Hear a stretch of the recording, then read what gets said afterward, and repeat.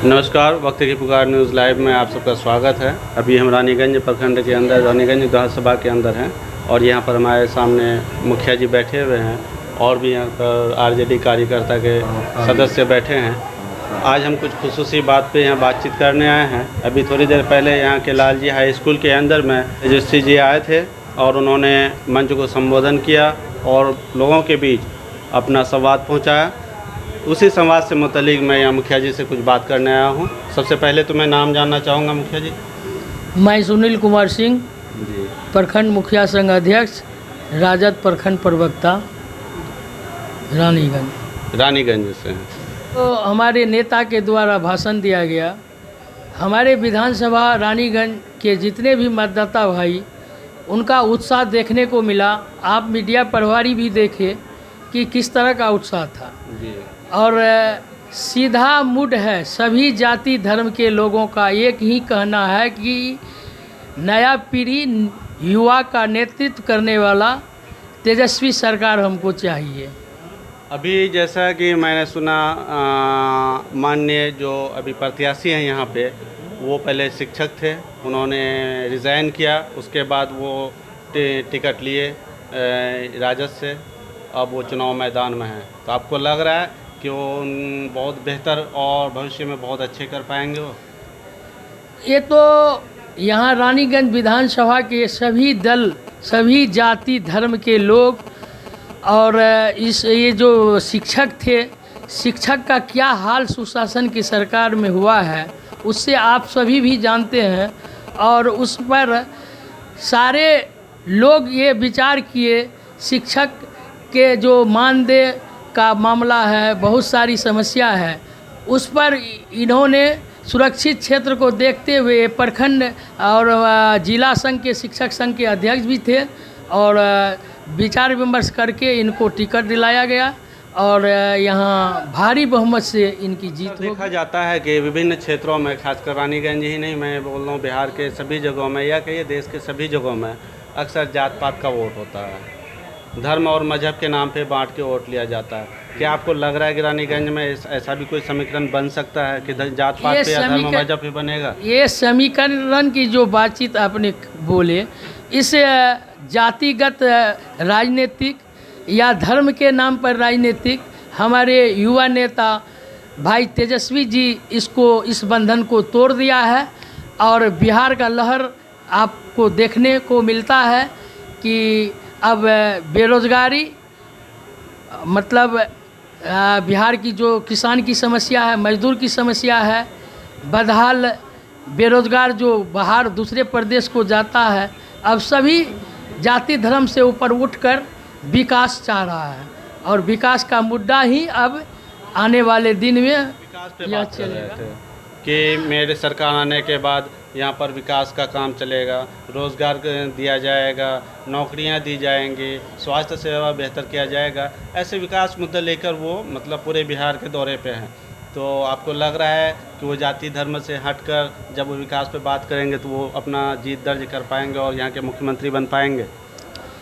अभी हमारे नेता जो वक्तव्य को रख रहे हैं, इनका भविष्य 45 वर्ष है। इनका भविष्य राजनीतिक में 45 वर्ष है और अभी जो वर्तमान सुशासन की सरकार है, जिन्होंने अपने को सुशासन बाबू कहते हैं, उनका भविष्य 5 साल है। तो बिहार की जनता पूरा अस्वस्थ हो गया है कि हम 45 वर्ष वाले को हम राजनीतिक देखना चाहते हैं। 5 वर्ष पर विश्वास कुछ नहीं होगा। जुमलेबाजी बहुत किए ये दोनों इंजन की सरकार, ये दोनों छन महागठबंधन में आकर कर उनको मुख्यमंत्री बनाने का काम किया हमारे प्रतिपक्ष नेता तेजस्वी जी, और उन्होंने पलटी मारने का काम किया। पलटी मारा, उसका जनादेश उनका विपरीत है। आप इस बात को समझिए। जैसा देखा जा रहा है, आपका जो नेता है या विधायक है वो बिल्कुल युवा है, उनके अंदर एक जोश है और वो युवाओं के दर्द को समझ रहा है। तो आपको लग रहा है कि वो जीत के जाने के बाद जब वो यहाँ से इस विधानसभा से जीत कर जाएंगे तो यहाँ के विधानसभा के जितने भी नौजवान हैं उसको खुश कर पाएंगे वो इस इलाके में, और उनके लिए जो नौजवानों के यहाँ का जो मतलब मांग है उनको पूरा कर पाएंगे वो? निश्चित तौर पर वो शिक्षित हैं और शिक्षक पद को रिजनेशन कर विकास के लिए विधायक के रूप में, प्रत्याशी के रूप में आए हैं। और हम लोगों को विश्वास है कि आज जो चुनावी सभा में उन्होंने अपना एजेंडा को रखा है कि हम सभी जाति धर्म के लोगों को लेकर एक साथ चलेंगे, विकास मेरा पहला प्राथमिकता होगा। प्रखंड की भ्रष्टाचार मतलब पुल पुलिया, अभी जो बाजार रानीगंज मार्केट है यहाँ इनका मतलब बाईपास वाला रास्ता, प्रखंड मुख्यालय जो रानीगंज है इसको सब डिवीज़न अनुमंडल बनाना उसका प्राथमिकता है। बसेटी जो है थाना उसको प्रखंड बनाना इसका प्राथमिकता उद्देश्य है और ये कार्य करेंगे, हम लोग को विश्वास। जो बिल पास हुआ है या होने वाला है, क्या उसमें उस किसान बिल को ये बाइकआउट करेंगे तेजस्वी सरकार आपकी? जी हाँ, निश्चित तौर पर। अभी आप देखिए हमारे किसान किस तरह बेहाल है, मजदूर किस तरह बेहाल है। अभी थोड़ा देर बाढ़ की स्थिति हम लोगों के बीच आया, एक तो धान की फसल बर्बाद हो गया। अभी जो धान हम लोग थोड़ा बहुत उपजाए हैं, हमारा किसान भाई उपजाया है, उसका लेवाल नहीं है, उसका कीमत उचित रूप नहीं मिल पा रहा है। मकई का स्थिति बद से बदतर हो गया। मकई तो एक उपजा नहीं, दूसरा उसको जो दाम मिलना चाहिए वो नहीं। ये फोकस की राजनीति करता। बहुत बहुत धन्यवाद। रानीगंज विधानसभा से ये हमारे मुखिया जी हैं जो सारी बातों का जवाब संजीदगी से दिए, इसके लिए बहुत बहुत धन्यवाद और शुक्रिया आपका। तो सबसे पहले तो मैं आपका नाम जानना चाहूँगा। मेरा नाम मोहतसिम अख्तर, युवा राजद जिला प्रधान महासचिव अररिया। क्या आप रानीगंज विधानसभा से हैं, जो कि विधानसभा से हैं, या अररिया विधानसभा से हैं? मैं स्थानीय रानीगंज विधानसभा से हूँ। आप स्थानीय रानीगंज विधानसभा से हैं जी। आप राजद के अंदर कब से हैं? राजद के अंदर मेरा ये 5वां साल गुजर रहा है। हम छात्र परिषद से लेकर युवा परिषद में अपना समय दिए और समर्पित भी हो गए। चलिए, अब मैं जनमन की बात करूंगा। सबसे पहला तो सवाल ये है कि आप राजद के कार्यकर्ता हैं और राजद अभी गठबंधन बना के, जैसे कांग्रेस, राजद और सीपीआईएम है, उनसे गठबंधन करके अभी चुनाव लड़ रहे हैं। तो आपको क्या लगता है कि ये जो सरकार है, जो सरकार बनने के बाद ये नौजवान युवाओं के लिए बेहतर काम करेंगे? नौजवान एक्सेप्ट कर लिया है तो नौजवान के लिए काम कैसे नहीं करेंगे। 10 लाख पहला कैबिनेट में 10 लाख नौजवानों को रोज़गार देने की बात कर रहे हैं हमारे बिहार के भावी मुख्यमंत्री। विश्वास करना चाहिए नौजवानों को। विश्वास कर रहे हैं तभी तो इतना भीड़ हो रही है, तभी तो नौजवान अपना सारे काम को छोड़ के आ रहे हैं। हाँ, मैंने देखा भीड़ काफ़ी थी। तो भीड़ ये नहीं है, ये नौजवानों का विश्वास है, अभिलाषा है, उम्मीद है। तो अगर आपका राज्य में आपकी सरकार बनती है और आपका नेता प्रतिपक्ष अगर जीत के जाते हैं, तो क्या यहाँ पे जो रानीगंज क्षेत्र है, जो यहाँ की मूलभूत सुविधाएं हैं, उनको पूरा कर पाएंगे? बिल्कुल कर पाएंगे। इससे पूर्व जो हमारे महागठबंधन के जो प्रत्याशी थे वो कहाँ से जीते? बीजेपी कोटा से, जेडीयू कोटा से। महागठबंधन के कैंडिडेट थे, महागठबंधन के हम लोगों ने वोट दिया, छन कपट करके हट गए। तो इस बार पता चल जाएगा मैदान में, आप देख लीजिएगा। तो जनमन की बात कीजिए। मैं ज़्यादा मुद्दे से हट के बात नहीं करना चाहूँगा। सबसे पहले तो हर साल यहाँ बाढ़ आती है, बाढ़ वाली क्षेत्र है ये रानीगंज। तो इस क्षेत्र के लिए विशेष क्या रहेगा? विशेष पैकेज हमारे सीमांचल के लिए बिहार के भावी मुख्यमंत्री ने वादा किया है कि हम सीमांचल बाढ़ग्रस्त इलाका है, इसके लिए सीमांचल के विशेष पैकेज देंगे। स्वास्थ्य सुविधा में जैसे कि देखें, हॉस्पिटल का जो हालात है, आपको पता है, आपको तो युवा हैं, आप गए होंगे, आपने हालात को देखा होगा कि दवाइयाँ मुहैया नहीं होती हैं, उनको सही सेवा नहीं मिलता है या डॉक्टर्स नहीं होते हैं। यहाँ की जो महिलाएं हैं वो हॉस्पिटल में जाती हैं, काफ़ी परेशान होती हैं, उनको प्राइवेट में जाना पड़ता है। सरकार के बनने के बाद आप लोगों का दबाव क्या सरकार पे रहेगा कि वो हॉस्पिटल में सही सुविधा उपलब्ध करवाए? पत्रकार महोदय, आप सबसे पहले ये बताइए, सरकार किसकी है? डबल इंजन की सरकार है, तो तभी तो डबल इंजन की तरह काम हो रहा है। मैं आपके मैनिफेस्टो की बात कर रहा हूं। लीजिए, किसी भी मैदान को लीजिए, सीमांचल में एक भी मजबूत यूनिवर्सिटी नहीं है। 3 साल में 5 साल में ग्रेजुएशन कराया जा रहा है। किसकी सरकार में हो रही है? हमारी सरकार जैसे ही आएगी, नौजवानों को सबसे पहले नौकरी देने की बात होगी। शिक्षा, स्वास्थ्य, और जो नौजवानों का उत्साह है, नौजवान जो बेरोजगार भटक रहे हैं उनको सही दिशा दिलाने के काम करेंगे। आप लोग युवा कार्यकर्ता हैं, लोगों की परेशानी और मजबूरी को देख रहे हैं कि समाज में कैसे युवा परेशान हैं, मजबूर हैं, माँ बहन महिलाएं कैसे वो परेशान हैं, वो हर एक मामले को लेकर परेशान रहती है। तो आप लोग जिस तरह से अभी वोट दिलाने के में जिस तरह से आगे आगे रहते हैं और वोट दिलवाने की कोशिश कर रहे हैं, क्या उसी तरीके से जब आपकी यहाँ से विधायक जीत कर जाते हैं और इस राज्य में आपकी सरकार बनती है तो इसी तरह से आगे बढ़ के उन लोगों की समस्याओं को दूर करेंगे? बिल्कुल करेंगे, क्योंकि हमारा जो स्थानीय कैंडिडेट है ये नेता नहीं बेटा है। अपने ज़िंदगी को त्याग कर, नियोजित शिक्षक थे उससे वो पद को त्याग कर जन जन का विकास करेंगे और पूरे विश्वास के साथ करेंगे। मुझे आशा है नहीं, पूर्ण विश्वास है कि एक एक घर का विकास होगा और रानीगंज का चौमुखी विकास होगा।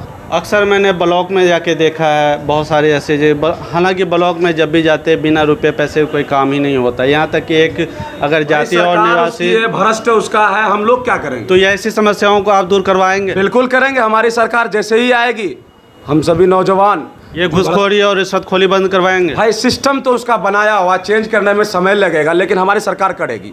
ये हम युवाओं को, हम लोग जिस तरह से महागठबंधन के एक सदस्य होने के नाते और राजद के एक सक्रिय कार्यकर्ता होने के नाते पार्टी में समर्पित है, उसी तरह से हम लोग महिलाओं को सम्मान देने की बात जो करते हैं, सम्मान देते हैं।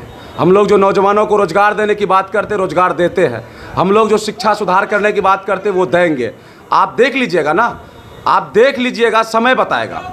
मैं फिर आऊँगा और आपसे फिर यही दोबारा जब आपकी सरकार बनेगी तो मैं 6 महीने बाद लौट के आऊँगा और आपसे फिर यही सवाल करूँगा दोबारा। इससे पहले भी हमसे सवाल कर चुके हैं, आप फिर आइए, जब भी आइए आपके लिए वेलकम है। आप पत्रकार हैं, लोकतंत्र का चौथा स्तंभ है और आप लोगों से यही अनुरोध है। मैं लोगों की समस्याओं को लेकर आऊँगा, मैं हॉस्पिटल का भी दौरा करूँगा, स्कूल का भी दौरा करूँगा, जन समस्याओं का भी गली मोहल्ले में जाकर देखूँगा कि आप लोग क्या काम करवाएं, फिर आऊँगा। बिल्कुल आ सकते हैं आप, आपका अधिकार तो ये हमारे रानीगंज विधानसभा क्षेत्र से युवा राजद के कार्यकर्ता मोहतसिम साहब थे, जिन्होंने अपने मुद्दे को रखा, मैंने अपने मुद्दे को रखा और उन्होंने उसका निष्पक्ष रूप से जवाब दिया। तो देखते हैं आगे अगर सरकार बनती है तेजस्वी की तो ये किस तरह से अपने वादे पे खड़े। मेरे सामने अभी बैठे हैं जिला राजद के जिला अध्यक्ष और अल्पसंख्यक विभाग के प्रकोष्ठ अध्यक्ष, तो माइनॉरिटी के लिए काम करते हैं। आइए उनसे कुछ खास बातचीत करते हैं। हमारे सामने बैठे हैं, आप दर्शकों को पहले अपना नाम बताएंगे? जी बहुत शुक्रिया आपका। मैं मोहम्मद अजहरुद्दीन उर्फ हजरत, जिला अध्यक्ष अल्पसंख्यक प्रकोष्ठ राष्ट्रीय जनता दल अररिया। और आज मेरा यहाँ आना हुआ, मुझे बहुत खुशी हुई। ये जनताओं का जो एक अपार जन समर्थन को देख के मैं बहुत ही खुश हूँ, क्योंकि हमारे अविनाश भाई एक बहुत ही योग्य और शिक्षित उम्मीदवार हैं। पूरे बिहार में इनकी प्रशंसा हो रही है। आप अररिया जिला के ही छोड़ दीजिए, पूरे बिहार में इनकी प्रशंसा हो रही है। नियोजित शिक्षक थे, इन्होंने अपने शिक्षक पद को त्याग कर एक अच्छा राजनीतिक जो होता है, एक संदेश है राष्ट्रीय जनता दल के लिए, एक पूरे बिहार में संदेश गया है कि हमारे एक नियोजित शिक्षक जो कि मतलब अपने अवकाश प्राप्त करके इस क्षेत्र में, राजनीति के क्षेत्र में आ रहे हैं। मैं उन्हें शुभकामनाएं देता हूं और अग्रिम जीत की बधाई भी देता हूं। ये आपकी मन की बात है, एक मन की बात शाम 6 बजे आती है, उस मन की बात की तरह आपकी मन की बात तो नहीं है। नहीं, ऐसा कुछ नहीं है। देखिए तेज़ रफ्तार तेजस्वी सरकार पूरे बिहार में आज मान लिया इस चीज़ को कि राष्ट्रीय जनता दल महागठबंधन की सरकार माननीय हमारे नेता तेजस्वी जी के नेतृत्व में अब पूरे बदलाव का ये फिगर है, पूरे बदलाव का फिगर है। मतलब अब लोगों का अपार जन समर्थन मिल रहा है। जी, खासकर माइनॉरिटी की बात अगर आप करते हैं तो आप जिला अध्यक्ष हैं, तो मैं आपसे ज़रूरी कुछ सवाल ज़रूर करना चाहूँगा कि हमारे ज़िला के अंदर, अररिया ज़िला के अंदर जो माइनॉरिटी फॉर्म है उसके अंदर अभी क्या क्या सेवाएं आप दे रहे हैं माइनॉरिटीज़ को, ज़रा वो बताएंगे? हमारे जो नेता हैं आदरणीय लालू प्रसाद यादव, जिनका जीवन ही मैं समझता हूँ दबे कुचले वंचित अल्पसंख्यक की आवाज़ के लिए वो हमेशा काम करते हैं। आज लालू यादव अगर फिरकाप्रस्त ताकतों से समझौता कर लेते, मैं समझता हूँ वो राजा हरिश्चंद्र कहलाते। उन्होंने कभी ऐसी ताकतों से नहीं किया। जहाँ तक आप रही माइनॉरिटी अल्पसंख्यक लोगों के लिए, मैं समझता हूँ इससे अच्छा नेता भारतवर्ष में कोई हो नहीं सकता है। उदाहरण स्वरूप अगर ये सरकार बनती है तेज रफ्तार तेजस्वी सरकार, यही नारा है, लोग यही नारा लगा रहे हैं बाहर। अगर ये सरकार बनती है तो माइनॉरिटीज़ के लिए कोई स्पेशल पैकेज वो देंगे, या आप लोग कोशिश करेंगे कोई स्पेशल पैकेज लेके आए?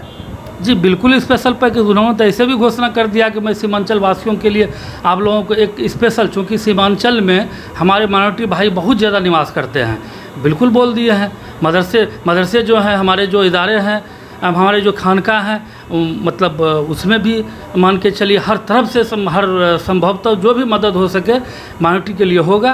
ये तो तेजस्वी जी का ही घोषणा है। आप लोग युवा हैं, जोश वाले व्यक्ति हैं और युवाओं से जनसंपर्क में रहते हैं आपके, चाहे वो जोकी हो, अररिया हो, फॉरेस्टगंज जो हो, रानीगंज जो हो, सिकटी हो, जितने भी क्षेत्र हैं, इन सभी जगह के युवाओं को एकत्रित करके आप क्या इस आंदोलन को जारी रखेंगे कि अगर आपकी सरकार बनती है तो अररिया जैसे क्षेत्र में जो कई जिले, कई ब्लॉकों को अपने अंदर समेटे हुए है और काफ़ी अच्छी खासी आबादी है, तो यहाँ की बेहतरीन टाइप का हॉस्पिटल हो और अच्छा यूनिवर्सिटीज़ हो, यहाँ रोज़गार की जो बात है, रोज़गार यहाँ पर उपलब्ध करवाए जाएंगे। इसके लिए आप लोगों का क्या प्रक्रिया जारी रहेगा और कोशिश करते रहेंगे? जी, हम लोग जो युवा हैं, जो हम लोग माननीय हमारे नेता तेजस्वी जी से जो प्रेरित होकर हम लोग जो राजनीतिक क्षेत्र में आए हैं, मेरा कहना है कि हम लोग इसके लिए हमेशा माननीय नेता से, माननीय मुख्यमंत्री जी से, जो भावी मुख्यमंत्री माननीय तेजस्वी यादव जी होंगे, इससे हमेशा मांग करेंगे। चूँकि अल्पसंख्यक का तो विश्वास हमेशा रहा है, आज से नहीं। आप देख लीजिए 90 के दशक से अभी तक अल्पसंख्यक माननीय लालू प्रसाद यादव पर मतलब पूर्णतः विश्वास रखते हैं, इसमें कहीं शक शोभा नहीं है। और पूरे जिला वासियों से मैं अपील करना चाहूँगा, हमारे जो भी माइनॉरिटी सेल के लोग हों, चाहे वो मुस्लिम हो, सिख हो, ईसाई हो, मैं सभी से अपील करना चाहूँगा, आप महागठबंधन के प्रत्याशी को जोरदार समर्थन दें। 7 तारीख को ऐसा बटन दबाएं जो सीधे दिल्ली में नरेंद्र मोदी के कानों में आवाज़ जाए और मेरी सरकार बने। और जहाँ तक सवाल है युवाओं को एकत्रित करने का, मेरा युवा एकत्र है। हमारी सरकार फर्स्ट प्रायोरिटी वही है कि मैं रोज़गार दूंगा, रोज़गार के नाम पर 10 लाख लोगों को मैं नौकरी दूंगा, कल कारखाने लाऊंगा, ये तो फर्स्ट प्रायोरिटी है। सेकेंड प्रायोरिटी मेरा रोड सही रहेगा, मेरा शिक्षा में सुधार होगा, हॉस्पिटल में आप देख लीजिए, मैं चूँकि पूर्व प्रमुख रह चुका हूँ, मैं अपने कार्यकाल में देख चुका हूँ, पूरे अररिया ज़िला में आज का डेट में आपके पास मात्र 16 MBBS डॉक्टर है, जबकि 240 का सीट है। ये दुर्भाग्य है बिहार का। बिहार में जो डबल इंजन की जो सरकार बनी, ये दुर्भाग्य है। ये तो प्रखंडों में आप चले जाइए, जाति निवासी मोटेशन के नाम पर 6-6 हज़ार रुपया लिया जा रहा है। मैं उस पर काम करूंगा। हमारे एक एक कार्यकर्ता प्रखंड में बैठेंगे। 20 सूत्री जो कमेटी होती है, उसमें जो अहम भूमिका होता है प्रखंडों में, उसका एक अच्छा चेयर मिलेगा, उसको एक सम्मान मिलेगा। इंदिरा आवास या प्रधानमंत्री आवास के नाम पे 1,20,000 रुपये मिलता है, उसमें से प्रत्येक आवंटन पर 10-10 हज़ार रुपये ले लिया जाता है। मिलने के नाम पे सिर्फ 90,000 रुपये उनको मिलता है, और जो मजदूरी का पैसा में रहता है वो भी ले लिया जाता है। तो ये इन सब बातों पे रोक लगेगी? बिल्कुल। फर्स्ट प्रायोरिटी हमने क्या कहा, सबसे पहला प्रायोरिटी हम लोगों का प्राथमिक जो प्रायोरिटी है, सबसे पहला रहेगा आपको नौकरी का, जिससे कि रोज़गार पैदा हो, कल कारखाने। मैंने तीसरी बात आपको यही कहा है कि हमारे प्रखंडों में, जिला मुख्यालय में जो भ्रष्टाचार है, चूँकि डबल इंजन की सरकार है, अफसरशाही है, सब बोल रहे हैं अफसरशाही है, बच्चे बोल रहे हैं, बूढ़े नौजवान बोल रहे हैं। अब जाइए ना, खुलेआम 10% 20% की बात हो रही। इंदिरा आवास तो छोड़ दीजिए, रोड में जहां बेड मिसाई लगना चाहिए वहां लोकल बालू लेके आपको मिक्सिंग करके मतलब काम किया जा रहा है। रोड का गुणवत्ता सही नहीं है। इस चीज़ का तो हम लोग बार बार बोल ही रहे हैं। ऐसे भी लालू सरकार, माननीय तेजस्वी सरकार, जब उनका जो मुख्यमंत्री का शपथ लेंगे, मैं समझता हूँ चूँकि वो एक नौजवान है और 24 आवर में से मैं समझता हूँ कि 20 घंटा निश्चित तौर पर काम करेंगे। तो इसके लिए बहुत बहुत धन्यवाद।